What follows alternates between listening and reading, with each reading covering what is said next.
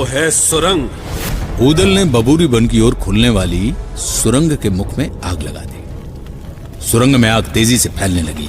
ब्रह्मा ने कुछ सैनिकों को सुरंग के मुख पर रुकने का आदेश दिया और कहा कि जैसे ही आग समाप्त हो तुम दोबारा आग लगाना। और ये तीनों किले की ओर कूच कर गए। जब ये तीनों किले पर पहुंचे तब उसी समय जंबे सुरंग से बाहर प्रकट हुआ। वो भौरानंद हाथी पर सवार था। भौरानंद हाथी सजवा हो, दाबे बैठो जा, हाथी चल गए तब जंबे का ताकि शोभा कहीं न जाए। ऊदल ने घोड़ा बढ़ाकर हाथी के माथे पर अपने घोड़े बेंदुला की दोनों टापें अड़ा दी और हौदे यानी पालकी के ऊपर लगे हुए ध्वज को काटकर फेंक दिया। और ऊदल घोड़े से छलांग लगाकर हौदे पर चढ़ गए और जंबे को बिना कोई मौका दिए जंबे का सर पकड़कर काटकर फेंक दिया। युद्ध समाप्त हुआ। महोबा की सेना की जय धुनी से पूरा किला गूंज उठा। क्या बड़े लड़ैया महोबा बारे, इनकी मार सही न जाए, एक को मारे दुई मर जाए, तीसरा खौफ खाए मर जाए। अब लौटने की तैयारी थी। युद्ध जीतने का समाचार जब राजा परमाल के पास पहुंचा तो वे बहुत खुश हो गए। उन्होंने पूरे राज्य में विजय का उत्सव मनाने की घोषणा कर दी। प्रजा में खुशी की लहर दौड़ गई और राजा परमाल ने राजमहल में आम दरबार बुलाया।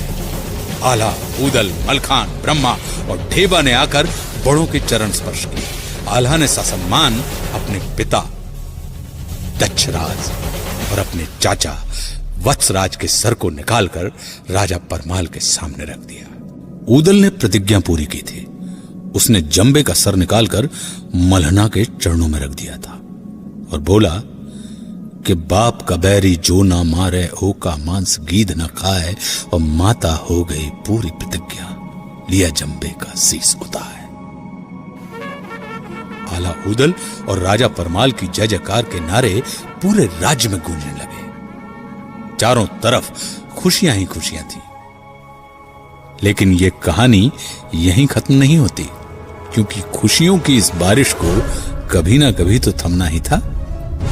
मांडोगढ़ की जीत के बाद आला ऊदल की कीर्ति चारों तरफ फैलने लगी, पर ईर्ष्या और द्वेष से भरा हुआ उनका मामा माहिल इस बात को स्वीकार नहीं कर पा रहा था, क्योंकि वो आला ऊदल की शक्ति से भली भांति परिचित था। वो जानता था कि यदि आला और ऊदल एक साथ रहेंगे तो विश्व विजय से इन्हें कोई नहीं रोक सकता। इसलिए वो एक नए षड्यंत्र की शुरुआत में जुट गया।